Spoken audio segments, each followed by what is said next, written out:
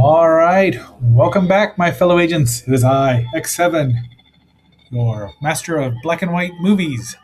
It is Tuesday, and that seems to be what it's become, but don't count on that. It's not going to stay that way. It just happens to have worked out.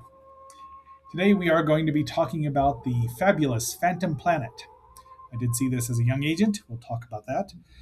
And I really enjoyed it then, and I like it now. I think it's pretty darn good overall. Um, So, before we get too much further into it, please like, share, subscribe, leave me a comment. Let me know what you think about the Phantom Planet. I know it's got a low rep from a lot of people, but I think it's very enjoyable. It accomplishes what it set out to do, and that's really all you can, you know, it's not ever dull. Let's just say that. So, just let me know what you think about it. And if you could just watch a little longer, this review shouldn't take that long. The movie's not that. There's just not a lot to the movie overall, so it runs about. Well, we'll talk about that in a moment.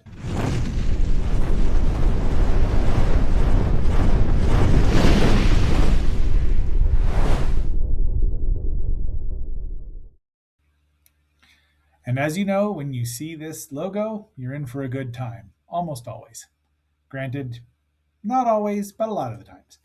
So we go right into the movie, although we get a prologue about nonsense, and then some stock footage, and then we get into some of the special effects.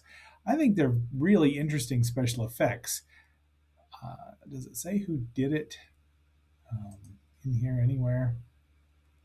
Yes, appeared in all of the backpacks and stuff in the movie appeared in the Ziv Company's television series Men into Space, which was pretty interesting. They used to show that on Comet TV back in the day, which was always fun. So, but we start out here. We get the recorder number two, a cassette, I would assume, and all the futuristic stuff. And there's our hero. Dean Fredericks is Captain Frank Chapman, and I forget this guy doesn't last long because that's Ray Makinen, Lieutenant Ray Makinen, his navigator, and they get pulled off course by this strange planet, and they run into it. So, kaboom! Actually, that's not them. Those are the first two guys. My mistake. We haven't met our hero yet. So then we get into the credits here. Phantom Planet, a Four Crown production released by AIP, and all the studio film service, special photographic effects, writer sound services, where they.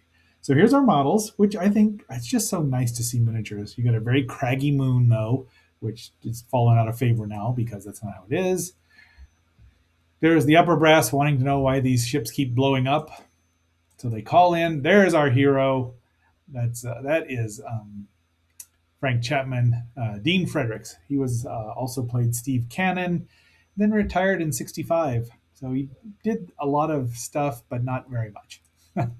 He takes off with the Pegasus 4 with there's his buddy, um, Lieutenant Ray Makinen. That's Richard Weber. And off they go. So the brass keep jibber jabbering, and I think that's, nope, she doesn't get a name. She has a couple of lines, but so I like the effects. I mean, they're not top notch, but they're not the worst effects in this from the '50s. That is for sure. So, um, oh, and this was directed by William Marshall. Now, I didn't see a screen with his name on it, and I ran it back like twice. So I don't know where I missed it, but I'm sure it was there. It was released December 13th, 1961. According to Wiki, it runs 90 minutes. I think this version that came off of the Internet Archive runs about 84 minutes. It was not, maybe 82. It was not very long, but it just zooms by in a very pleasant way. So, there's the forward viewer, the main rockets, all this fun stuff. Yeah, I mean, it's the picture quality, not the quality of the effects there. The obligatory asteroid storm. And I've seen this movie. I bet this is probably the third time I've watched it, maybe fourth, but I think third. I have it on a DVD somewhere with a triple feature with Warning from Space, maybe, and some other movie, Assignment Outer Space. So, and I like all of those. I really like Boarding from Space quite a bit. I highly recommend the Arrow DVD or Blu-ray of it. Anyway, so they have to go outside because, of course, they've been damaged. And they both go instead of leaving one person in there. There they go. They have to seal up that. Unfortunately, Frank's suit suffers some damage, and then Malkin dies. He just floats off. He's gone, dead, dead. So that was it. So he lands. We get the montage of them trying to find him, and he's running out of air. Then he gets captured by a gravity beam and brought to the planet Reton, the native name for the rocky and seemingly lifeless planetoid. So he gets out, and he's low on oxygen or something. Apparently, actually, he's not, but he's not feeling well. He wakes up and he sees little people all around him, and these are Retonites. So they find that they can't get to him because he's got a mask on, but they take it off, or he lifts it, and then he falls unconscious again, and then he shrinks. Which is done well. I mean, not it's no shrinking man, but it doesn't have to be. It's just a sci-fi escapist adventure, and the sets are really nice looking. They go in and rescue him. He gets into a fight because he doesn't know if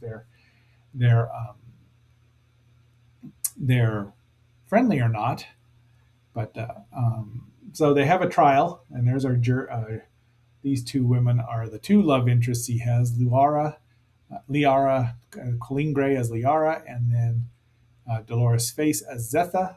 This apparently was her first. It says Dolores Faith, and so they condemn him. They find him guilty and condemn him to having to stay there. That's their judge, um, Al Jarvis as Judge Eden. So they say you got to stay. And he's like, "What if I don't want to?" Well, what are you going to do? You're shrunk. So and Zetha there is mute. That is, Dolores Faith was chosen for many roles because the roles she had. She only was active for about 5 years before she married a millionaire and quit acting. But because of her resemblance to, what's her name with the purple eyes? I'm drawing a blank there. Let's see. She's best remembered for this. Uh, she was a natural blonde. Elizabeth Taylor. That's it. And she does look like her a bit. But they tell him he has to stay. And he's not happy. And this guy here is Heron, who is starts out as his rival because he's in love with the blonde, and she's like, "Oh, look, fresh meat." So he's, so you've got that. There she is. That it'd be Liara, and you think that he's going to go with her, and he does, and that is the ruler, which is Francis X. Bushman as Sesam, the ruler of the planet. You can tell by his big chain around his neck. They show the girls together a lot. There, he's eating some of what we would call bread here on Earth, and he's left a recorded message to keep broadcasting to the Earth so that they can find him. So of course they send out the next ship, and off they go. See, they just look so great. These special effects do, and I know if they were done a year before for Men in Space, which I enjoy, it's probably available to watch. That would be a good. I'll have to see if we can find that. That'll be a good thing to review. So there they are approaching that. They go over. Well, he does. So this guy does not like Heron does not like Frank at all because Liara's making eyes at him. But he's been told to choose because they're the two independent. They're the two single women. Frank has, and he's showing him the controls of how they move the planet around. It seems to be a very, very small community here. How do they? I mean, the gene pool can't be that big, so they would need him, and maybe at least his genetic material. But see, he's like, I don't even know why. And then Frank goes to visit the silent Zetha, and she's all happy, and they're taking a walk, and he finds And then Heron's hiding away, but goes out there and he's looking for something. Dun dun dun. And he's going to challenge. And so we have our obligatory macho fight scene, the challenge, the duel to the something or another.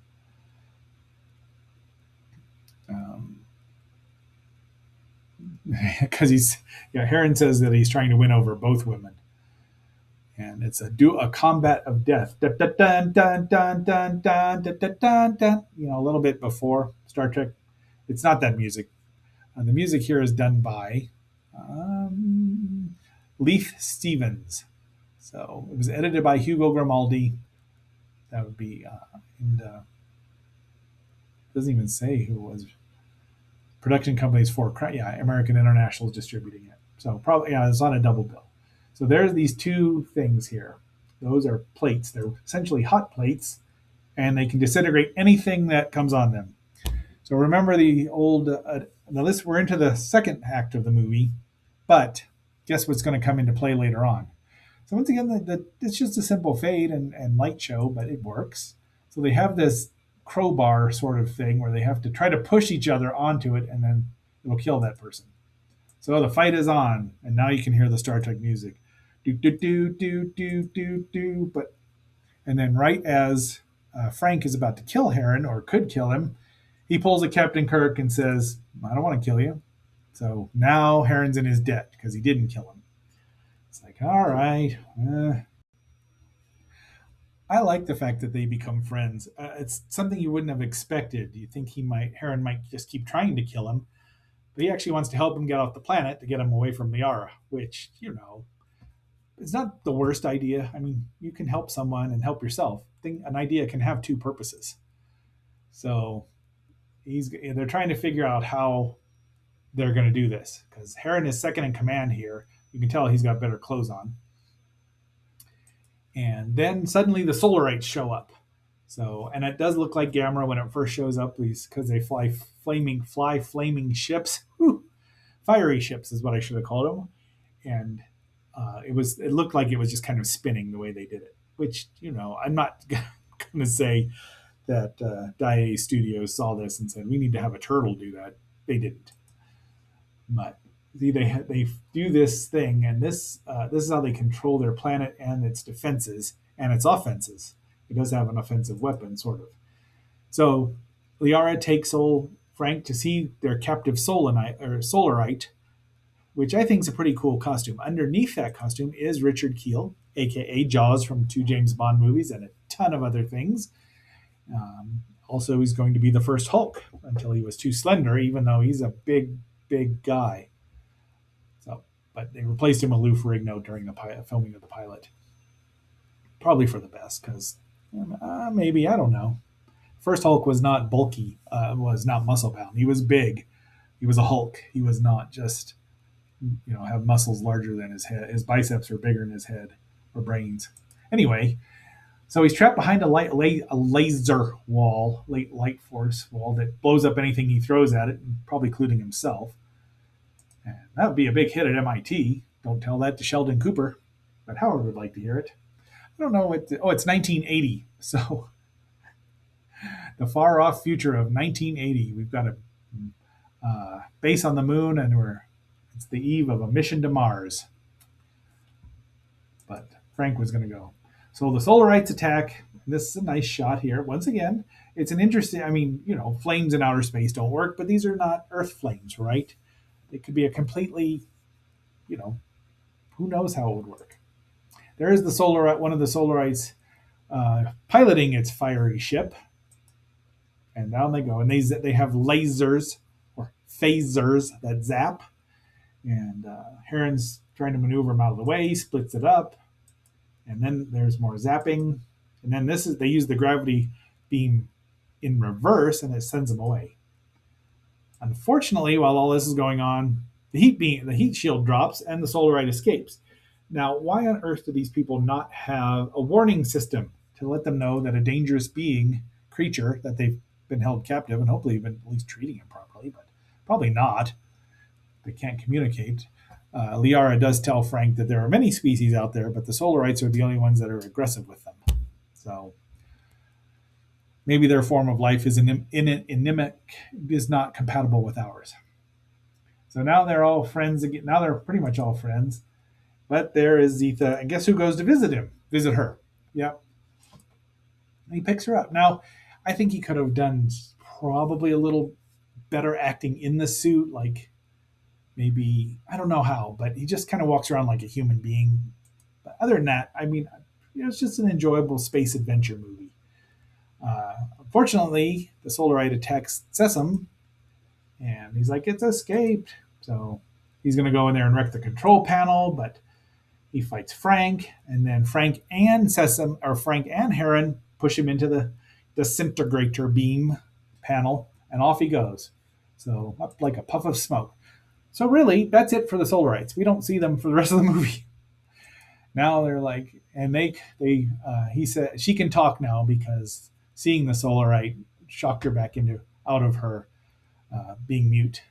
And they kiss, they love each other, but there's the moon. So because while Sesame is recuperating, Heron's in charge. He just pilots him over there so the people can see the planet and then come rescue him. Rocket ship 381.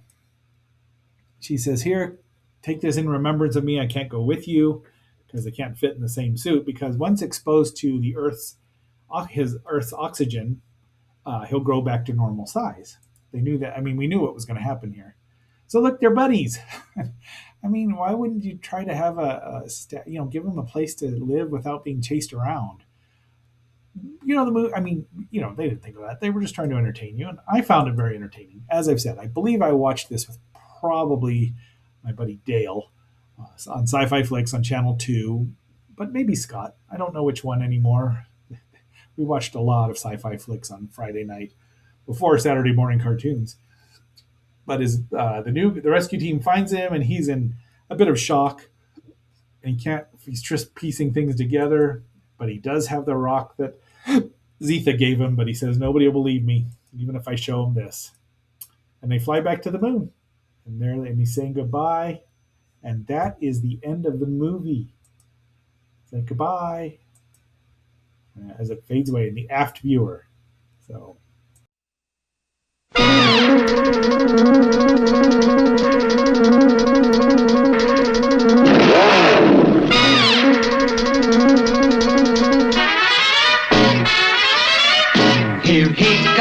Here comes Speed Racer, he's a demon on wheels.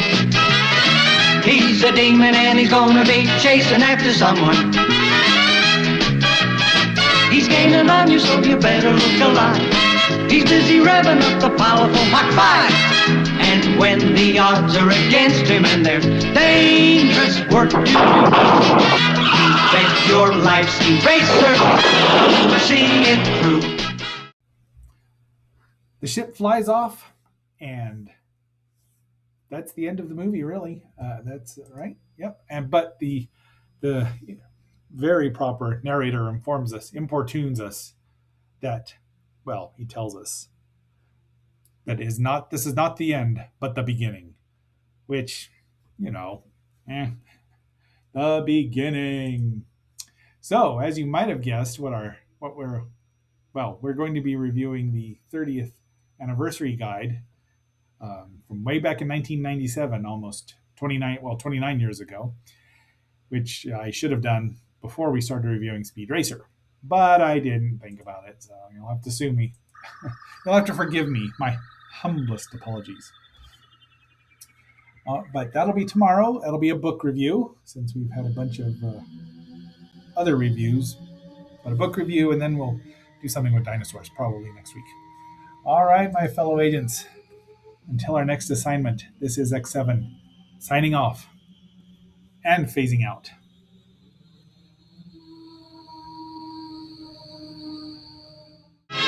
Go Speed Racer, go Speed Racer, go Speed Racer, go! He's up and flying as he guns a car around the track. He's jamming down the pedal like he's never coming back. Adventure's waiting just ahead. Go Speed Racer, go Speed Racer, go Speed Racer, go!